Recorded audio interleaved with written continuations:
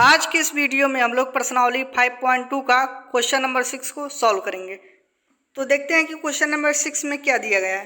Question है, क्या AP एक अर्थमेटिक प्रोग्रेशन दिया है 11, 8, 5, 2 का एक पद जो है वह 150 है, क्यों? कह रहा है कि इसका जो श्रेणी है का एक पद -150 है और क्यों है, इसी को बताना है अगर है तो अब इसको करेंगे सॉल्व। तो सॉल्यूशन में लिखेंगे जो दी गई अर्थमेटिक प्रोग्रेशन है 11, 8, 5, 2 है, तो इसका जो प्रथम पद है वह कितना दिया है, 11 दिया है, तो a = 11 हो गया।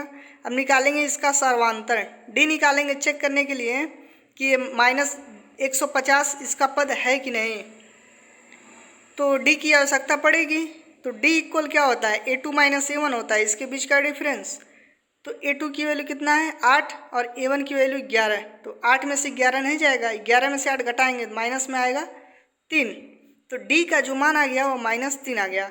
और मान ले रहे हैं कि जो nवां पद है an की जो वैल्यू है वो कितना है 150, और कौन सा पद जो है वह -150 से भी नहीं पता है, तो मान ले रहे हैं कि जो nवां पद है वह -150 है, केवल मान ले रहे हैं। तो an की वैल्यू हो गई -150। अब सॉल्व करेंगे तो पता चलेगा है कि नहीं। तो आगे इसका फार्मूला क्या होता है, an इक्वल होता है a + n-1 × d होता है।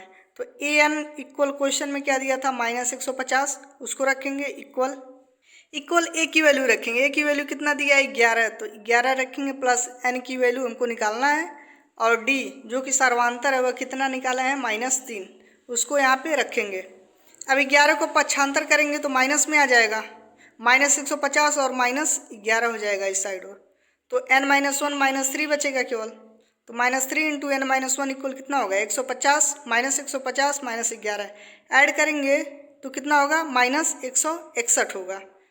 तो आगे इसको सॉल्व करेंगे। अब -3 × n-1 इक्वल -161 हो गया।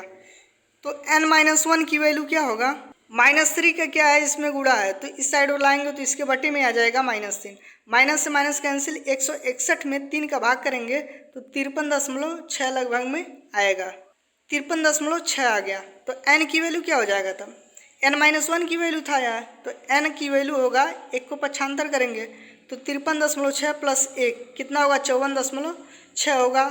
n की जो वैल्यू हो गई वह 54.6 लगभग में हो गया। n का जो मान आना चाहिए वह एक पूर्ण संख्या के रूप में आना चाहिए, जैसे या तो 1 आए, 2 आए, 3 आए, 9 आए, इस तरह से आए, पॉइंट में नहीं आना चाहिए। जो पद होगा, जैसे मान लीजिए कोई श्रेणी है 2 है, 5 है, 7 है, तो इस तरह से तो आएगा कि दूसरा पद जो है वह 5 है, तीसरा पद 7 है, ये थोड़ी कहेंगे 2.1 का पद जो है 5 है, इस तरह से नहीं होता है। तो लिखेंगे आगे n का जो मान है एक पूर्ण संख्या नहीं है, ठीक, पूर्ण संख्या नहीं आया, n की वैल्यू पॉइंट में आया, तो अतः हम कह सकते हैं कि जो AP का कोई पद -150 नहीं है। एक क्वेश्चन में पूछ रहा था कि क्या -150 इसका पद है, तो n की वैल्यू पॉइंट में आ रहा है, पूर्ण संख्या में नहीं आ रहा है, तो अतः हम कह सकते हैं कि इसका कोई पद -150 नहीं है। तो इस तरह से इस क्वेश्चन को हम लोग सॉल्व कर सकते हैं। Thanks for watching this video, please like and subscribe.